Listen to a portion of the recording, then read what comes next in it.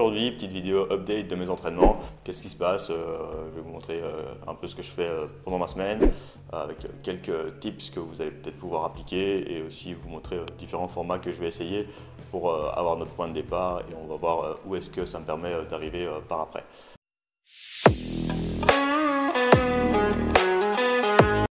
Donc pour remettre dans le contexte, j'étais avec King of Weighted il y a quelques mois de cela. Ensuite, ils m'ont donné une esquisse que j'ai continué pendant un mois. Et après ça, j'ai fait un mois et demi, 2 mois de auto-coaching, donc en réappliquant certains tips d'Adrien sur la planche pour pouvoir expérimenter certaines choses qui ont plutôt bien fonctionné, mais je me retrouvais un peu à des doutes. Je me disais tiens, je peux pas me permettre de faire ça, j'ai pas encore vraiment le niveau. Je sentais que c'était un petit peu abusé de tenter ça, même si sur papier je pense que c'était en bonne voie. Dans l'auto-coaching finalement je reprenais du plaisir à pouvoir expérimenter beaucoup de choses, à être beaucoup plus libre dans mes entraînements, mais d'un autre côté je me retrouvais un petit peu plus dans les doutes qu'on peut rencontrer quand on programme pour soi, les petites remises en question, etc. J'avais pas l'impression d'être certain d'aller là où j'avais envie d'arriver, même si finalement j'observais quand même une progression. Voilà, j'avais plus envie d'avoir ces doutes et j'ai envie d'être certain de ma progression finalement. Et donc c'est pour ça que j'ai recontacté Stenix. Donc let's go, on va reprendre un peu la Stenix Way. Finalement c'est vraiment l'approche qui m'a assez bien convenu par le passé et que j'avais envie de remettre à jour dans l'objectif principal de retravailler principalement la planche en 1, le 2 le front lever, en 3 le street lifting. Même si dans un premier temps, au début du coaching, je pense qu'on va mettre le focus vraiment planche front et le street lifting un peu en maintenance. Donc vous allez le voir avec les détails de la semaine. Pour ce début de programme, qu'est-ce qui va changer? C'est que je vais passer de 5 à 4 séances semaine. Donc ça me fait un peu mal mentalement parce que j'ai vraiment l'habitude et j'adore m'entraîner beaucoup avec une certaine fréquence. Mais je pense que ça va faire du bien parce que ça permettra de mettre un peu plus d'intention, de qualité sur les séances, de proximité à l'échec sur certains exercices d'assistance et peut-être qu'en termes de répartition, ça fera peut-être un jour de repos en plus, ce qui permettrait éventuellement de mettre un peu plus de qualité sur les mouvements techniques. Et autre chose un peu frustrante, c'est en introduction de cycle, il faut recréer l'élan, donc on descend un peu le niveau. Donc ici, j'ai l'impression d'être un peu moins fort qu'il y a quelques semaines de là, mais ça fait partie du game et donc on va voir un petit peu ça. Mais ce qui va être intéressant, c'est qu'il y a de nouveaux formats que je vais pouvoir expérimenter, que je vais vous partager ici dans la vidéo. Donc c'est parti, sans plus attendre, on fonce dans les entraînements. Première séance de la semaine, donc je vous montre la semaine 3 qui s'est déroulée au parc, comme ça change un peu du décor. Les clips sont plus sympas, donc c'est une séance principalement en skill, donc 3 séries de 1 en straddle avec un maintien de 1 seconde. Ensuite la même chose en front lever avec 2 secondes. Et ensuite, ce qui est particulier, c'est que je vais me tenter sur un EMOM de 12 minutes en straddle planche avec des maintiens de 2 à 3 secondes et du front lever sur des maintiens de 4 secondes. Donc là, c'était pour la semaine 3, pour la semaine d'avant, c'était 2 secondes. Là, actuellement, la technique était quand même assez correcte, c'est juste que le maintien est assez court. Gros focus sur le fait d'essayer de corriger ce flex du côté droit, donc on s'est rendu compte avant, chose qui est déjà mieux ici, donc c'est assez intéressant. Donc avec l'élastique aussi c'est un peu moins le cas. Donc voilà, vraiment je me filme de ce côté-ci et je mets un peu plus d'intention dessus. J'essaye de déporter légèrement mon poids sur l'avant de la main, ce qui m'aide un petit peu plus à focus là-dessus. Ensuite maintenance avec un top set à 45 kg en single en pull-up. En dips, même chose avec pause sur la montée, ce qui me permet vraiment de se concentrer sur le poids, la trajectoire des poids en bas et en même temps les activations en haut. Ensuite suite au feedback, je me suis rendu compte que j'étais un peu trop dans le rush sur la plupart des exercices. Donc un petit peu trop d'ego lifting de nouveau sur les exercices d'assistance. J'aurais dû être un petit peu plus dans le contrôle. Mais voilà, ça fait quand même pas mal de répétitions. Donc 22,5 en traction prise neutre. Donc on fait un peu plus de travail de volume là-dessus. Sachant qu'il y a peu de volume sur les exercices principaux. On fait ça en super série, donc en série pairée avec du développé couché aux haltères. Ça bouge plutôt bien avec la petite pause en bas à 32,5, sachant que j'avais quand même fait pas mal de développé incliné et tout, ça fait du bien de revenir là-dessus et je me sens assez fort, donc je pense qu'il y en a pas mal sous le coude, donc ça va être intéressant de voir où je peux pousser road to 40. On verra un peu en fonction du temps et des fourchettes de répétition qu'il y a dans le cycle, sachant que là il y en a quand même beaucoup. Donc c'est du RIR 1 à 2 que je dois atteindre sur les séries, donc c'est assez poussé. Chest support draw avec le setup du home gym, donc voilà, je trouve que j'ai des bonnes sensations là-dessus. Même si l'amplitude paraît limitée, le ressenti est vraiment très très bon. Donc une belle variante, en prise un peu plus neutre, un focus un peu plus l'extension, des dorsales d'épaule. Ensuite Dragonfly, indémodable avec Stenix, je pense que vraiment c'était un petit peu le go-to. En même temps c'est souvent là où j'ai des problèmes en front lever, donc c'est toujours pertinent de le mettre, sachant que j'avais un peu perdu le niveau. Franchement, j'ai l'impression que c'est vraiment par période. Il y a des périodes où je maintiens un petit peu moins.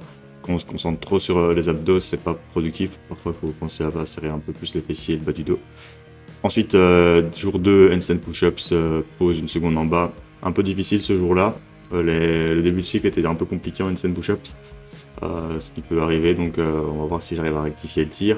Ce sera de planche bras pliés. Donc la séance, j'ai dû la faire chez Basic. Une séance avec un pote. Donc voilà, ça change un petit peu. Donc voilà, on s'adapte au setup. Ensuite, qu'est-ce qui se passe au niveau du squat? C'est assez particulier. Maintenance en squat. Donc je vais faire des séries assez longues à 80-85 kg avec une petite pause en bas. De nouveau, j'étais un petit peu trop dans le rush. Je vais devoir contrôler beaucoup plus la phase négative, excentrique, pour avoir un meilleur pump dans les quadris, rester voilà, un petit peu plus vertical et essayer de bien pousser dans les genoux, de ne pas laisser monter mes hanches. Et finalement, on va garder la stratégie antérieure, mais voilà, avec des charges assez légères. Je suis assez curieux de voir si je vais pas être déstabilisé sur des charges plus lourdes. Donc c'est un peu paradoxal par rapport aux dips ou aux tractions où on garde des stops singles, que là on réduit drastiquement l'intensité avec quand même un gros volume, l'air de rien. CC squat et ensuite des fentes arrière, un peu les classicos. Donc l'idée c'était aussi de pouvoir réaliser les séances au home gym. Donc, finalement je me suis retrouvé ici. Donc là c'est du curl, normalement je dois aller faire debout parce qu'il fallait un support mais j'en avais pas. Et du coup curl incliné, curl prise marteau assoupi, prise neutre, donc assez intéressant. Donc c'est vraiment cool de pouvoir mettre les bras le jour 2, ce qui me permet de me focus un peu plus dessus. Jour 3, donc troisième séance. Toujours le même format, strat de planche. Ici, au lieu du M-OM, c'est des ramping sets. Donc ça veut dire que je fais des incréments de 2 secondes à chaque série, ce qui est assez intéressant. Donc ça me permet de faire 2 secondes, 4 secondes, 6 secondes, et pour arriver ici à 12 secondes, ce qui est assez challengeant. Donc je perds un petit peu la technique, donc je m'arrête dès qu'il y a un breakdown technique. Ensuite front lever, 2 top sets aussi en single, et du half lay front lever en back-off. Pas de traction, mais du muscle-up, donc en reset. Donc des séries de 3 secondes, 4 séries de 3 en muscle-up reset, en démarrant de la boxe. Donc ici compliqué, pas trop de timing, voilà, avec un peu de fatigue avant avec les fronts. Voilà, on va voir un petit peu comment ça va bouger dans les semaines à venir. Sachant que dans le cycle d'avant, je vais quand même garder un petit jour en maintenance. Donc voilà, il reste dans le programme, donc c'est intéressant. Top 7 en dips, 77,5, pas trop de difficultés je dirais. Helms row, assez sympa, donc j'aime vraiment bien cette variante avec les coudes qui viennent un petit peu plus oblique exté en fait, donc on vient taper quand même dans les fibres supérieures du grand dorsal. La liberté de mouvement de l'omoplate, donc franchement j'ai vraiment un bon ressenti là-dessus, même si bon, la technique a l'air un peu trichée, etc. Mais le ressenti est super. En super série pairée avec le développé incliné. Donc pour changer ici c'est un angle de 45 degrés, donc ce qui rend le mouvement quand même pas mal challengeant également. Et donc il y a quand même aussi beaucoup de répétitions parce que les poids sont assez légers, donc 55 kg. Ça me paraît un peu bizarre, mais finalement le ressenti de nouveau est quand même assez bon musculairement parlant, donc c'est assez intéressant de pouvoir pousser un petit peu plus sur les exercices accessoires. Ensuite, on termine par une seule série de traction en supination à la machine. Donc voilà, il n'y avait pas de traction sur cette séance-là. C'est la première fois que je garde des tractions restées, on va dire, une fois semaine. Bon, par contre, on peut voir que la cage thoracique commence à se fermer tout au long de la série, donc c'est pas génial. Sachant que ouais, il faudrait essayer de se focus sur un petit peu l'ouverture thoracique et d'incliner un petit peu plus les pectoraux, chose que j'avais pas mal pratiqué aussi avec King of Weighted, mais ici que j'avais moins fait de mon côté.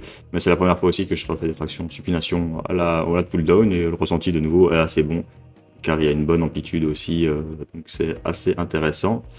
Ensuite, on termine la séance par du Dragon Flag. Cette séance-ci, j'ai réussi à faire 4 répétitions avec une technique un peu meilleure, donc c'est cool de pouvoir reprogresser dessus. Donc peut-être que aussi le fait qu'il n'y ait pas de biceps ou d'autres exercices d'isolation avant me permet de me concentrer dessus et donc de pouvoir placer, vu que les les triceps sont bougés sur les séances d'après. C'est assez intéressant. Ensuite, la quatrième séance, handstand push-ups full ROM. Là, c'est cool parce que j'ai pu rectifier le tir, on va dire. Donc, il n'y a pas de pause, mais j'ai réussi à la remonter d'une traite. Donc, j'étais un peu. J'avais perdu pas mal de niveau ces derniers temps en handstand push-ups. Et donc, là, ça fait plaisir de peut-être redresser la barre, on va dire. Ensuite, planche bras pliés de nouveau.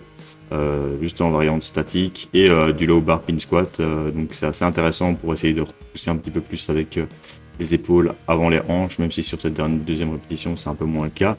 Et beaucoup de répétitions sur du belt squat en hypertrophie, donc 4 séries RIR1 avec un peu plus de charge. Donc ici je vais essayer de moins me maintenir avec un support pour standardiser davantage la répétition, même si j'ai peur de perdre l'équilibre, donc je vais voir un petit peu comment je vais faire ça pour les séries d'après. Voilà, c'est assez intéressant comme variante, j'ai vraiment des bons sentis dessus. Je pense qu'il y a moyen de descendre un petit peu plus bas aussi. Euh,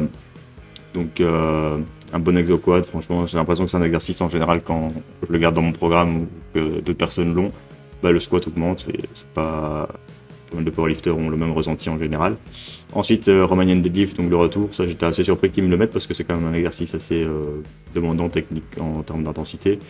C'est toujours dans l'optique peut-être de rééquilibrer le squat, de faire du volume et de pouvoir pousser dessus. Donc je pense que vraiment tout ce volume-là va permettre de maintenir, on va dire, et voire améliorer le squat par après. Voilà pour ce qui est de la technique. De nouveau, RIR 1, je n'ose pas trop pousser dessus, mais ici, voilà, on met quand même un petit peu d'intention et d'intensité. Ensuite, du triceps push-down overhead, donc les triceps extension overhead. Là, on peut voir que c'est assez difficile, hein, proche de l'échec. Là, on y arrive. Et biceps curl incliné aussi, un grand classique, indémodable. Et pas mal de répétitions de nouveau, ce qui me permet de mettre pas mal d'intensité. Et on termine par des élévations latérales.